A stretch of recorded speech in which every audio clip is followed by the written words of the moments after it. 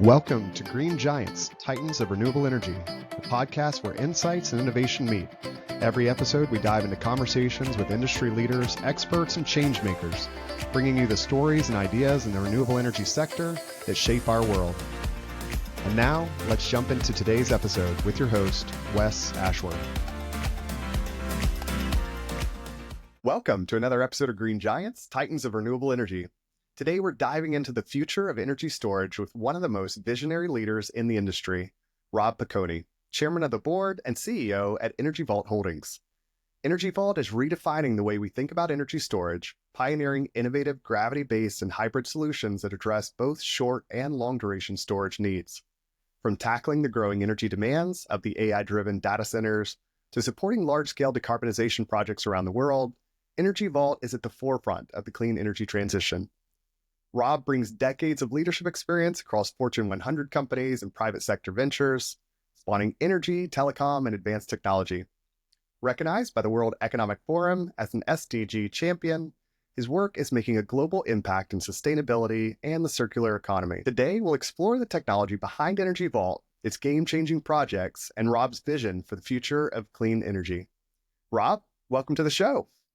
Hey, Wes, thank you. It's great to be here, and thanks for having me on.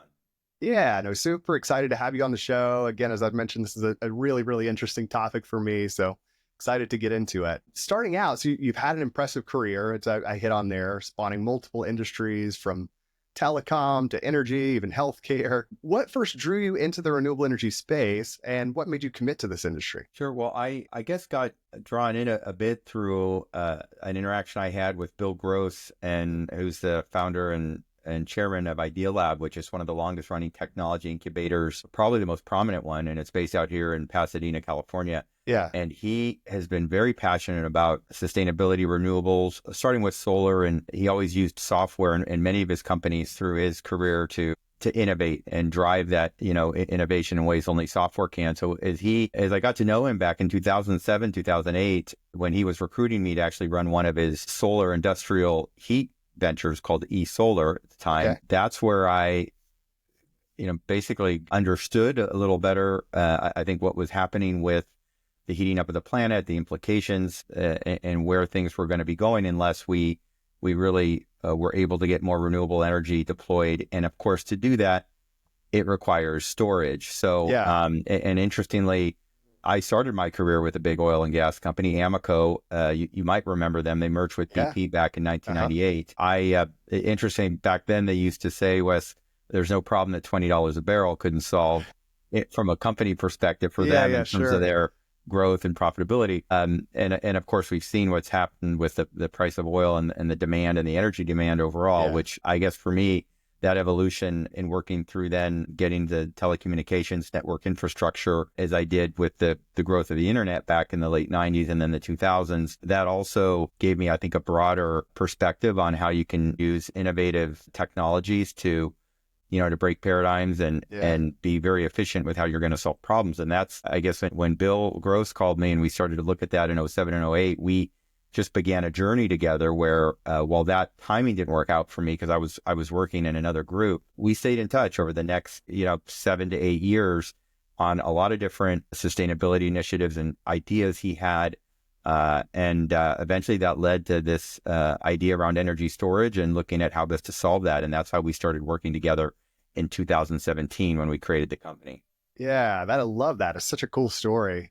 And the industry obviously sees a lot of industry switchers, which I love, people coming from all different sectors.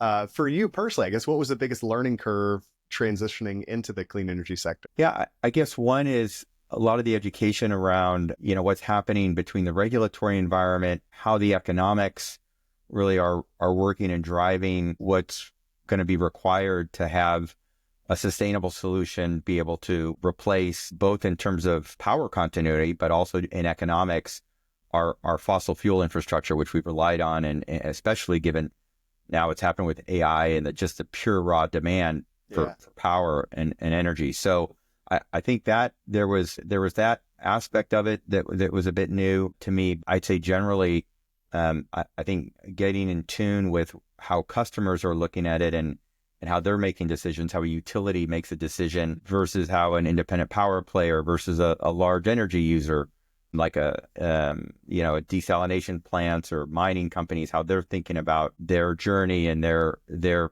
green and sustainable transition and strategy. So there was a lot of education there, and different, of course, all over the world too. Every country, and I'm for sure every region, but definitely even within countries, dynamics work a little bit differently in the energy ecosystems. I'd say there was some of that, but fundamentally what wasn't different was the use of innovative technology, applying these ideas and taking something from an idea and making it and prioritizing and essentially being able to evaluate what's going to be that winning solution that you can sell in volume and with the economics, and bringing that and growing a team in and around that and building a company and eventually taking it public like we've done and continuing to grow. So those things I've also really enjoyed. Yeah, thinking about those innovations, it has been just a cool journey just watching your company grow and seeing those innovations evolve. But gravity storage is something that some have heard about, not everybody's heard about. I know it is a pivotal part of your strategy and what Energy Vault is doing. Can you tell us a bit about how it works and in layman's terms, what unique advantage it offers and why it's become a priority focus for your team? Yeah, it really goes back to the beginning and really starting with what today is the basis of most all energy storage, which are these pumped hydro electric systems or dams, and essentially which people have seen and probably fundamentally understand that you've got a mass, in this case, a body of water, where you have water that will traverse down and turn, and traversing down, it'll using gravity, which isn't an idea, it's the law of that will turn a motor generator, generate that electricity, and then be pumped back up to the top. The water that traverses down then gets pumped back up to the top of the reservoir or the structure. So I think fundamentally that's about 80%, over 80% of all energy storage today are those. And we took that same concept of using gravity, but solved for some of the downsides of those big facilities, which is they disrupt wildlife ecosystems. They're quite expensive. They use a lot of concrete, which just the production of concrete itself is, 8 to 9% of our greenhouse gas emission. So we've solved for some of those things, even on round trip efficiency, and having something that in that process of the water traversing down and getting the energy out and pumping it back up, you have losses of about 30% of that electricity, of that storage capability. So I think that we looked at that and said, boy, wouldn't it be great if we could solve for those, the negatives pumped hydro, because generally you love it because it's always there, it's predictable. It's one of the lower costs over time on a levelized cost basis, because they can be around 50, 100 years over time. So the numbers get interesting, obviously, with the longer the time. So we took that concept and came up with different ways and different applications to use gravity. In some cases, instead of water, building a structure that will lift and lower blocks, and blocks not made out of concrete, but made out of the soil, for example. And we worked with Cemex, which is a big material science global company, on special technology. So we could not only use soil and no concrete, but we could use waste materials like coal ash or debris materials that otherwise would go to a landfill. So even tailings from the mining process that have to be trucked out and landfilled. So if you can avoid all that, even the transportation, you can see that the circular economic aspect of how that can work. So we came up with different methodologies of essentially lifting and lowering masses without having to go build a dam and impact the environment, to do it at much lower cost, to have flexibility to build it anywhere, and to try to be much more sustainable and even with better round trip efficiency. So that's how we came up with that system. Now, gravity is a technology that's focused on longer duration storage needs. So back in 17 and 18, Wes, if you had asked anybody, they thought in the next 5 years, long duration technologies were going to be much more prominent. And I would say, and you probably don't hear this if you talk to people in the industry or someone in the energy storage industry, but we're behind as an industry in terms of getting that innovation, using the innovation to get technology to the market that's sustainable, economical, and can be here soon.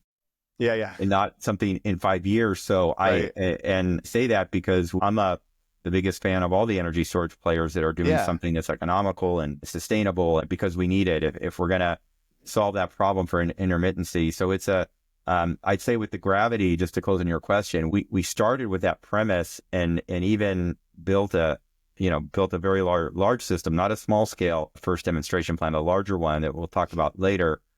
But we brought these solutions to market and are looking at different ways to apply them on existing slopes within standalone buildings. We announced a big partnership with SOM, which is one of the largest engineering architect firms that built the Burj Khalifa, the largest building in the world, for example. And so we've innovated to essentially look at ways to leverage gravity and domestic, meaning local production. It doesn't rely on rare earth metals. So a lot of ways in the science around using material science to make those blocks or use materials that don't harm the environment and do it in a cost-effective way and in a very efficient way. And the gravity systems that we've designed and are trialing in Texas right now, for example, we built a very large one in China with a large license deal with a large waste remediation player there. So they're all different incarnations of essentially lifting and lowering masses. Yeah. Can be water, can be blocks, things that then create energy and then allow us to restore it and no degradation. So that typically in any of our solutions, they don't degrade over time like lithium ion and other technologies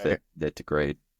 Yeah, it's such a cool solution. I'll probably say that about 10 more times, and I'm a visual person. I had to watch a video and kind of see it in real life. And you're like, oh man, this is so interesting. So I'll try to link some of those videos too in the show notes as well, just for anybody else who wants to take a peek at that. But it's really, really cool stuff. Digging into a little bit of what you shared, Energy Vault is one of the only companies, or the only company that offers tailored solutions for short, long, and ultra long duration storage. I guess, why is it critical to have such a broad approach? How does each solution type support different sectors like utilities and industrials? It's a great question, and it ties to our vision of not only broadly decarbonization and playing a part, focus on energy storage, but we want to create and bring to market technologies that solve problems. And one thing everyone will universally agree is there's no silver bullet in energy storage. There's different use cases, customer use cases, different applications that are going to make sense to solve specific problems. So that I'd say number one,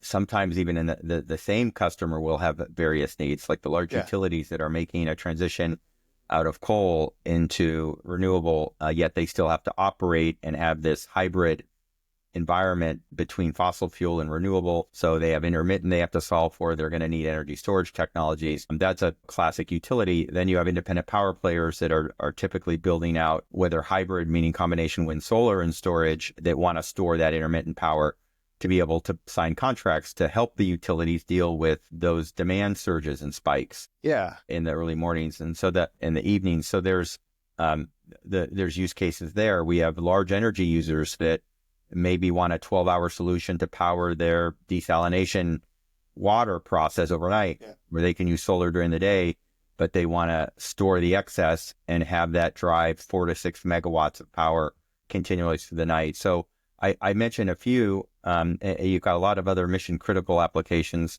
now, hospitals and areas that really need that can't be afforded to be without power.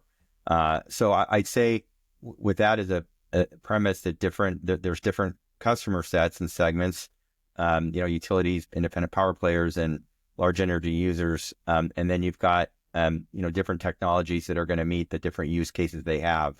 And so because of that, fundamentally, we focused always from the beginning on a software platform. So we innovated with gravity technology, of course, because we had initially thought long duration might be here a little more quickly. But we also built up our software team and hired people that were some of the most experienced in integration of batteries from, let's say, 2011, 2012 through the current day. And so those folks helped us build and are helping us build a very innovative energy management system platform, so we can be technology agnostic and be able to essentially identify the best solutions to a customer's problem, not necessarily that we have to make it. So we don't approach a customer, Wes, ever with a premise of, here's what we make, and let's try to find a way to shove it down their throat. Very candid, right? We approach a customer first with, what problem are you trying to solve? Meaning, what's the use case and how can we best meet that need? And I think a very good example of that, if I can give one, is the backup system for the whole city of Calistoga in Napa, California, where their problem was, look, we have fires that come in every year. They had loss of life. They had to shut down the power grid. So all the Sure. businesses that needed power to preserve food, for example, or have Yeah. other needs where they needed power even to operate, of course, they were shut down and resulted, unfortunately, in some loss of life because of the length of time. And the only solution they had was bringing in diesel generators, which not only are loud, but they obviously pollute the environment, and to deal with this unpredictable fire season. So PG&E, Pacific Gas and Electric, said, hey, we need to do something different. We need a backup system. They Yeah. thought they were going to have to rely on natural gas. We were the only company, Wes, to propose to them a sustainable solution. Yeah. Wow. And to do it, we had our experts design something that involved other people's technology. I mean, for example, a green hydrogen tank to store the green hydrogen. The fuel cells we bought from a provider, the hydrogen fuel cells, would essentially Sure. electrify that hydrogen to power the grid. And then a little bit of lithium ion, which hosts our software platform that orchestrates this backup grid that will support the city of Calistoga for Yeah. 2 full days of That's power. incredible. Yeah. It's a great example of bringing together different technologies. Some of them we have obviously the energy management system platform. We have our own battery architecture that we make. And then we brought in some individual components that are in the industry in hydrogen fuel cells, the tanks that you have to host green hydrogen, and then used our software to orchestrate a solution that enables them to get an immediate response when they need it, and then have something that would power the city for 2 days or more. So I think it's a very interesting example that brings together what we're about in terms of solving a problem sustainably, economically. We were somewhere between 20 to 30% cheaper than their next alternative solution. Wow. We probably charged a little too little in that case. But in any event, I think it sort of encompasses the solution approach and how we think about problem solving and our innovation and bringing something to the market. And that system, it's not something in the future, Wes. It's 2, 3, 4 years. We're commissioning it right now. Wow. So first of a kind, largest of a kind up in Calistoga. Wow. You think about just the other cities and areas that could also use that. You have that one successful project and how cool that is. And that's one of the things I love most about this industry is just how many people come together. And you mentioned some other partners and things like that, getting some other pieces to that from other companies that are in the space as well too. And I love that. We're all in it together moving forward. It's something you hit on a little bit earlier is just this rising demand. We hear a lot about that. Storage is going to be a big part of that and helping solve some of those issues. So thinking about the next 5 years from your perspective, how do you see that demand for long duration storage or any storage evolving over this next 5 years? I'll tell you, we are facing right now, as we look over that time frame, a rising power demand that is going to be difficult to meet. And of course, we have a lot of other dynamics globally that are going on that we're having to deal with in not only what's happening with, of course, AI and the data center and the just the impact and that weight of just pure power demand is placing on the grid, and it has to be critically backed up as well. So I'd say that's one aspect of what we're dealing with, of how are we going to meet that power demand and how do we meet it sustainably? And hence all there's been a lot of newer companies that are coming out with the SMR, the small modular reactors. So the more, let's say, module solutions using nuclear and even a big focus in some countries on energy independence and maybe moving away in some cases from an aggressive strategy to be more sustainable and clean and just using whatever power that you have, whatever fundamental fuel you can use to meet power demands. And I think we're seeing a little bit of that here in the United States, for example, with the new administration. So I'd say the biggest thing, if you look over the next 5 years, is just the raw demand that's being driven by not only AI, they're the buzzword, but it's all applications that are being developed natively for the cloud. So meaning in a hosted infrastructure and all of that, power, everybody wants it 24/7. They ideally would like a solution sustainably, I think generally, but I think I think a lot of the players are going to err on the side of just ensuring continuity, and therefore you're going to get these hybrid architectures. I mean, I'll share an example of how it's working well. We delivered a project for Wellhead Electric in California, a 275 megawatt hour battery system to complement their peaker plant. So they have a gas peaker plant. They operate a few of them in California, and they're one of the larger players in the state. And just by pairing that battery system with the peaker enables them not only to run it less, but more efficiently and use the batteries to meet the spikes, most of them. And so it not only reduces the emissions from just the time, but also it allows them to optimize and run that plant more efficiently. And so they can save versus how they were operating, 5 to 10 years ago. They're saving between 70 to 90% of what used to be the emissions from a peaker plant that, again, is designed to meet for its name, these spikes in demand. So I think I'd say over the next, 5 years, given the demand that needs to be served, I think thinking about ways to hybridize that provide the ability to meet the peaks, that can complement technologies together so we can meet that demand and try to meet as much of it sustainably as you can. Right. I think it's going to be a tremendous challenge, but therein lies the opportunity. Yeah. And why very smart people like you exist. It's good. I want to circle back to something you shared earlier, just to dig into this a little more. Your partnership with SOM, Skidmore, Owings, and Merrill, for those that don't know, one of the biggest architecture firms in the world, aims to incorporate gravity storage into sustainable building designs. And you touched on that for a second. Can you tell us a bit more about that, how the collaboration came about, what impact you hope it'll have on urban energy use and building sustainability? Sure, yeah. It's just been a tremendous partnership. And I'd say that from the beginning, and we've been with them over 18 months and now probably almost 2 years when we started the dialogue. First of all, it's a great group of people, and it always starts there. Wes, as you know, I know you speak to a lot of companies. I think most people, if they are, I think, good leaders, understand that it really starts there. And they have a passion there at Skidmore of wanting to evolve and innovate around not only cool building design and safe building design, but sustainable. Because in the past, and folks from the team there, they've always felt like they should try to find a way to be more sustainable, because buildings basically don't have a carbon payback. Yeah, sure. Meaning, in fact, the opposite. They're just between the building of them and the running of them, you're talking about 30 to 40% of our greenhouse gas emissions. Right. I mean, it's massive, right? Yeah. So what if you could design a building and incorporate an energy storage, and in this case, gravity, because they build superstructures. I mean, larger buildings generally, not all of them are the Burj Khalifa, 820 meters, but they do build some massive structures and do taller than that. Yeah.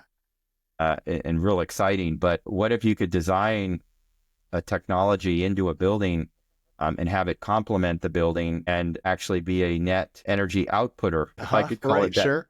So it could be actually delivering energy through both innovative storage that we build in. And in that case, by the way, in these buildings, we're looking at a modular pumped hydro. So actually using water within a special fabric that is our IP, is Energy Vault's IP, but with the design team from Skidmore and Merrill, what's fantastic about our partnership is the combination of technology innovation that comes from Energy Vault, but they're the experts in how to engineer and architect buildings, and not only safely, but beautifully, and that are fit for purpose for the environment. But think about for the first time, having buildings that have a carbon payback. And I'm not talking about 10 years, because of the size of the structures and therefore the amount of storage. You can get a gigawatt hour, in some cases more, depending on the height, if it's taller.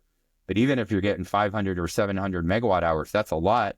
Yeah. And you're not only powering the building, but you're a net exporter of power out to the surrounding, buildings or whatever the structure. So it's that combination between our innovation and storage and their ability to, first of all, improve upon that as it relates to, and then, applying it to building structures and having carbon paybacks that can be 3 years. Right. Just never been done. And you think about, I think, the social impact and the environmental impact of something like that. We're real excited about what that future is going to be in the future of architecture for buildings, and in particular, larger buildings.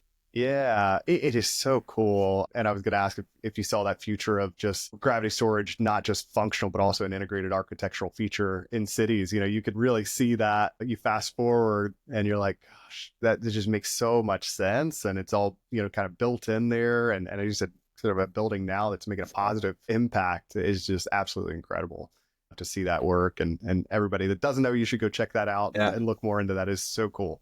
Yeah, there's some content out there, and I know there's been some presentations that SOM has put out there. So there's some public stuff out there to look at. And it is for me as a public company, CEO, there is a balance of what we need to serve the next quarter or this year because of the pressure that's on you, and for an emerging growth company like ourselves Right.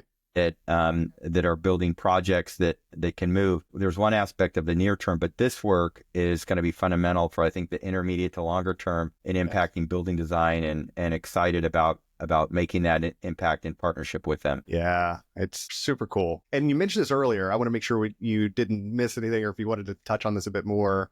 So you've launched some significant projects such as the hybrid hydrogen battery system in California with PG&E that you touched on, and the modular gravity system in Sardinia. Which aspects of those projects are most exciting? Anything else we should know about them, and how do they set new benchmarks for clean energy storage? Sure. I think we're doing things around the world in some unique and interesting ways. And as I mentioned at the outset, when we talked about, the unique part of our solution being a solutions provider across multiple durations. Yeah.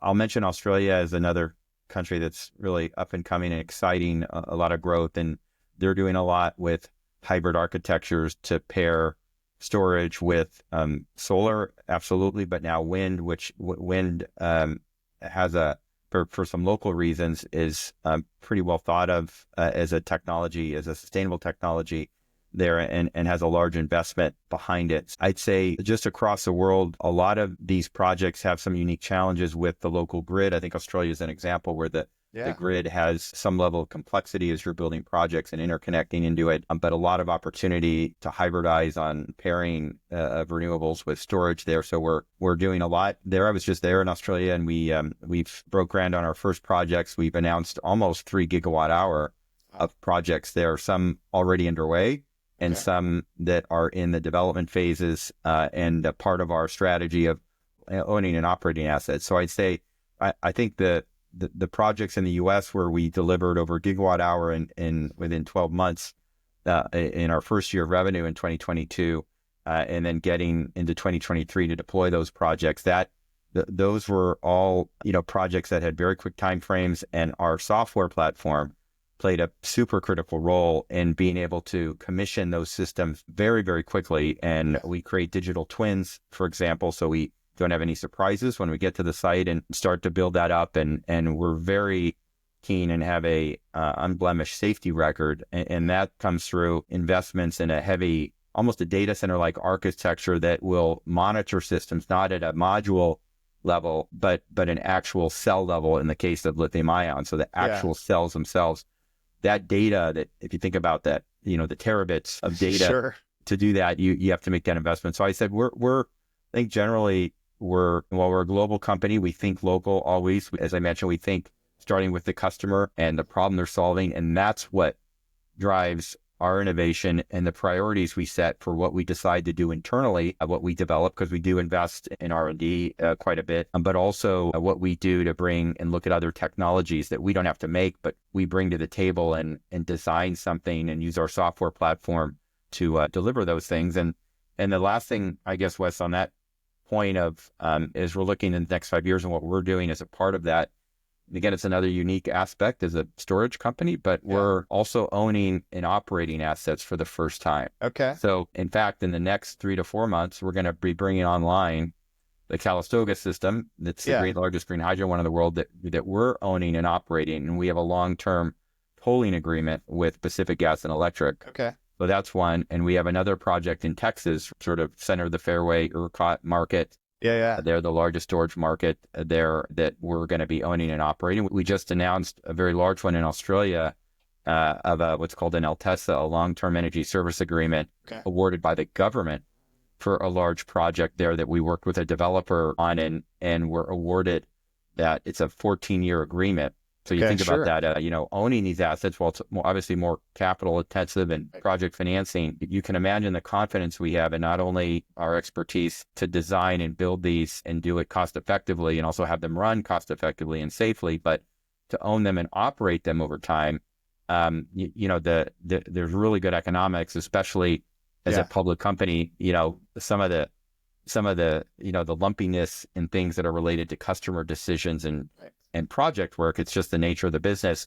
As a public company, investors want to see predictable, profitable and ongoing revenue streams and cash flows. Yeah, And so as a part of that, there's a really interesting aspect of that to our strategy of owning and operating and getting that getting that to a double-digit percentage of our revenue over time that'll drive, I think, a very interesting business model and something that investors will really like to be a part of.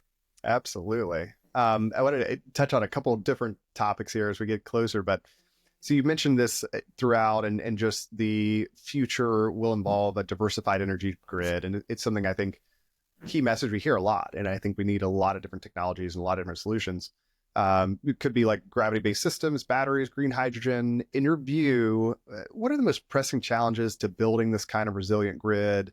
And how is Energy Vault helping to overcome them? Well, I think part of it in designing a resilient grid means that you have to take account of the type of generation sources that are feeding that grid. We have some in a lot of the fossil fuel driven generation, of course, is much more predictable. Our grids have to deal with intermittency as well, when we're introducing wind and solar that may produce at times when there's not the demand for the power. So you have to deal with that, and hence storage. And also, there's power demands and things that are driving and really being driven by that raw demand in the data center world now, that has a lot of focus and drive behind just getting reliable power and including backup power. Yeah. And because there is power that can be delivered on what's called an interruptible basis. So how do you fill in those gaps? So I think it's I go back to what I said at the beginning, there's no silver bullet there because the needs are going to be different, but to build a more resilient grid, it really starts with, it's a multi-pronged technology approach to be able to make that resilient based on those generation sources. And of course, software, and having very innovative ways the software can help manage that intermittency and the orchestration, so that you've got, I think, a consistent delivery of power, and also an ability to meet the surges in power and deal with the things that happened out in California here, for example, the fires that created they're called PS events, or public safety power shutdowns. So think about that, introducing an ability to better deal with when there are either safety or maintenance issues or things that come up where you have to shut the grid down. How can you still design a system that can deal with that? Multi-technology, faceted approach to dealing with it. And the good news is there's a lot of innovative companies out there that are looking to help, and a lot of willing partners that on the customer side that are looking for that help and want to be part of the solution. And given I do have visibility into some of the newer technologies coming because of the association with Idealab, or because of the nature of our team, I'm very optimistic that we're going to be able to innovate things in a way that will help us deal with that better. Yeah, absolutely. I'll take you back to the early days a little bit. So some insights from early testing. Can you share a story from the early days of testing gravity storage in Switzerland? And what do those initial trials reveal about the technology's potential and scalability? Yeah.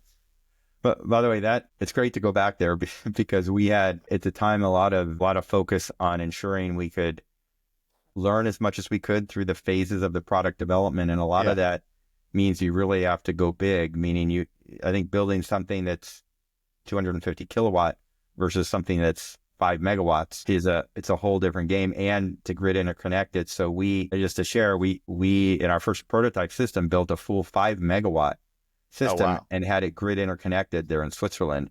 Okay. And that was the model of we used a rotating crane at that time at a 6-arm. It looked really, looks really cool. I never looked at cranes the same way again. Yeah, and it's on the website. And a lot of people, even when we announce the battery project, they always use those pictures because I think people really appreciate them. And they're, but I think when you look at the problems that we were solving as we did something at large scale, and what you learn, and also even in our software development, the things you have to deal with in a system like that, where you're dealing not only with just lifting and lowering masses or weights, but you have to deal with wind, for example, so that any deflection in the crane that may happen to you, the software has to compensate for that, has to predict it and compensate. Elongation of the cables that happens over time. The software has to understand the behavior and then predict how it can best optimize or change the existing protocol. All that should sound familiar. That's sort of how AI functions generally, where it's learning, but you're architecting that into the software. So I'd say, in addition to going to large scale early, because if you if you're going to fail, you should fail quickly Right. and then learn and redo. So we had a few of those things as we built and went to large scale. Um, and, and I think it's just part of any product realization process where you're doing something Yeah. innovative. Or so I'd say some of those decisions early on we made helped us learn a lot early and see some of the issues in the early part of the technology that led to moving away from the 6-arm design to a more modular, a normal sort of building structure of lifting and lowering weights. And we've evolved to now doing those structures and using water instead of blocks, Yeah. for example, and looking at leveraging slopes. So it's just that first period there, 19 and 20, of course, we had COVID that got thrown at the world. Right. We weren't unique in having to deal with that. So that created other, externalities and challenges that we had to Yeah. deal with. And again, we just have a fantastic team at Energy Vault across the board as we built it and getting through things like that in those environments. And even what we did in developing our software platform very quickly and proved out immediately on the first 3 or 4 projects over a gigawatt hour that came up online with quality, safely, and delivering at the highest proficiency now in the market in terms of uptime. It's just a tribute to the people and the innovation and their talent, and it's really an honor for me to work with and learn from and support those people.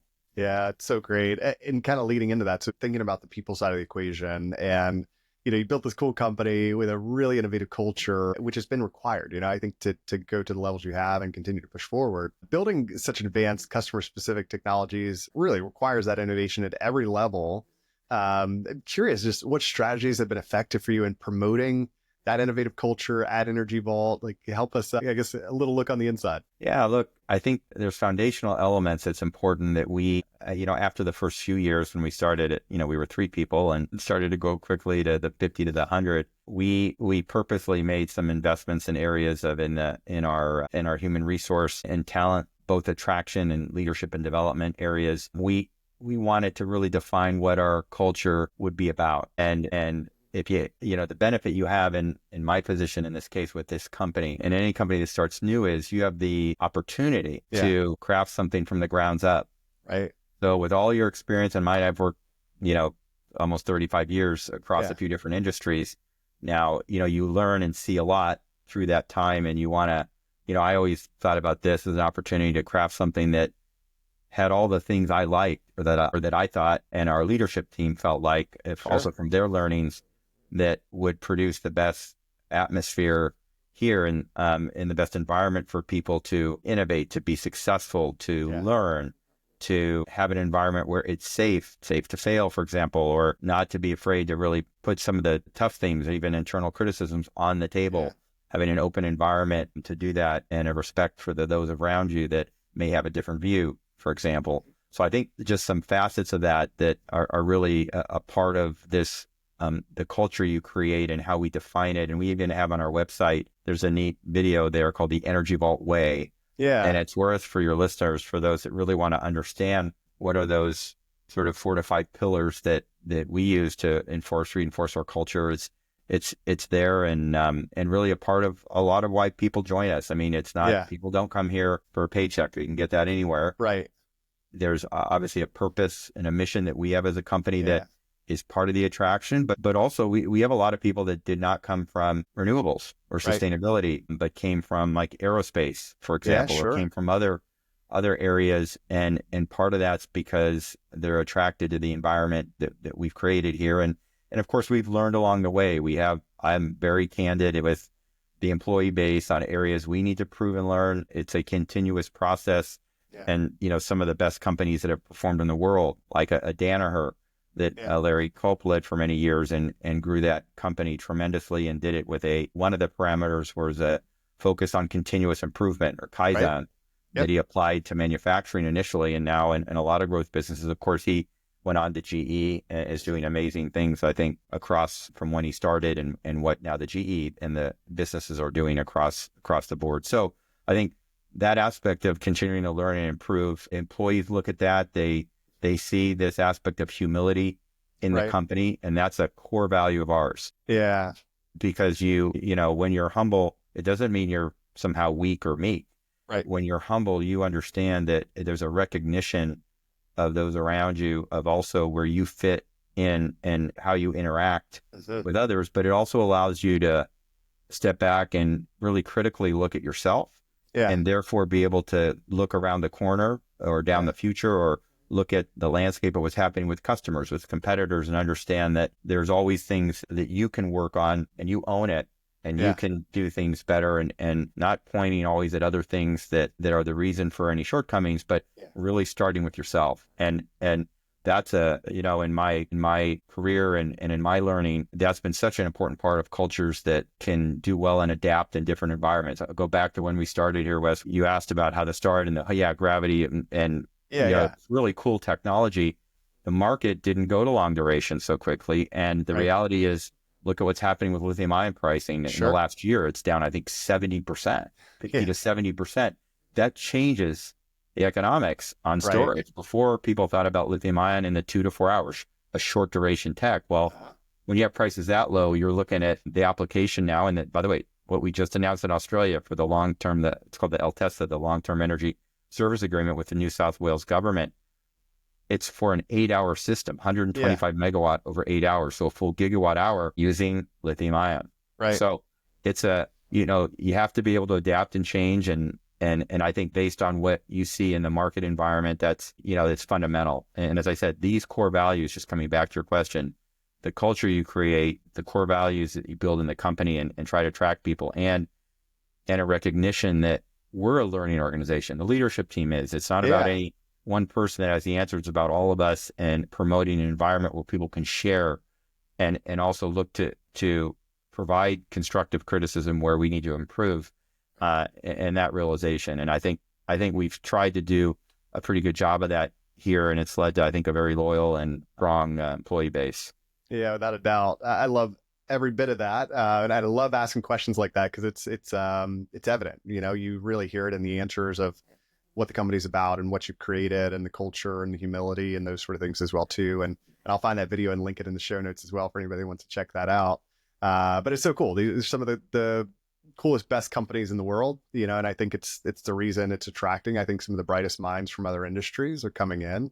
Because you've created cultures like this. Closing question. I know we're getting close to time here. So, final thoughts. What would you like our audience to take away about the importance of energy storage, especially in ensuring the reliability and resilience of renewable energy?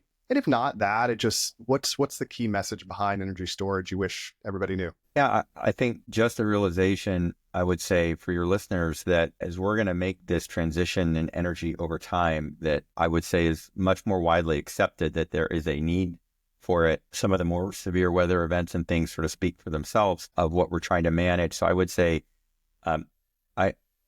as you think about storage, I wouldn't just paint it as it's some green initiative. It is a necessary component of how to operate a resilient and efficient grid, regardless of the technology. And that's where some of the examples I've used of some of the backup systems and how you make sure that's there. In the case, the grid isn't infallible and will fail at times. How do you architect it in the way that it can provide what it needs to all end users, business, residential, big energy users? So as you think about energy storage, I think it's important to think about it more broadly in the context of that need that the grid has to become more resilient. And that has, as we've discussed, so many different applications, which requires different types of technology to most economically and safely serve it. And I think if you're thinking that way about storage, it's not about a battery, lithium ion or gravity or flow batteries, or, you name the different technology. The reality is storage is fundamental and important for the grid and for, I think,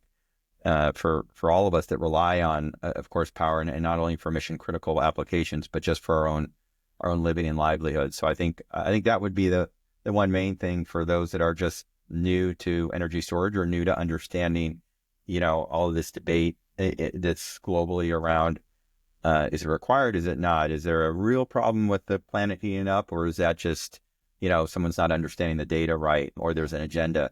So I think to get beyond that, I think really getting into the fundamentals of that and how it gets provided and what technology the market will decide, because the market's very efficient at deciding in terms of looking at the best economics, safety, and sustainability. And I think those those things driven by the demand we're seeing is going to drive to the right results in the end.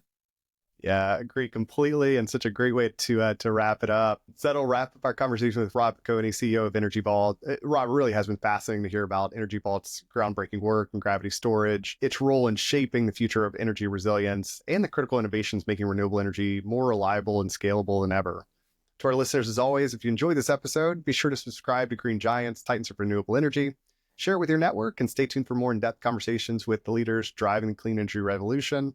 If you want to learn more about Energy Vault, I did mention I will link some links in the show notes, and you can go to their website as well, too. And with that, we will see you next time. This episode of Green Giants, Titans of Renewable Energy, was brought to you by Lead Group Search. If you enjoyed today's discussion and are looking to recruit top talent for your company or find your next career opportunity in the renewable energy sector, visit leadgroupsearch.com. Let's continue driving the future of clean energy together. Until next time, keep pushing toward a greener future.